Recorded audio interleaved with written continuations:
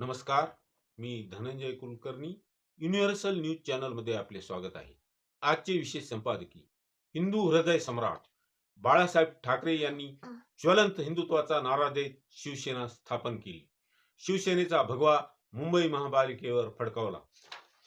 कालांतराने शिवसेनेचा प्रसार राज्यभर झाला. केवळ राज्यातच नव्हे तर दिल्लीमध्येही शिवसेनेचे प्रतिनिधी संसदेत दाखल झाले.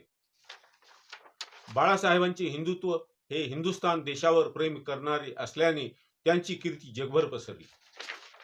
बाळासाहेबांनी शिवसेनेच्या माध्यमातून सामान्यातील सामान्य व्यक्तीला राजगादीवर बसविले. एवढेच नव्हे तर शिवसेनेत कुठलाही जातीभेद बाळगला नाही. बाळासाहेबांचे हिंदुत्व देशप्रेमावर आधारित होते.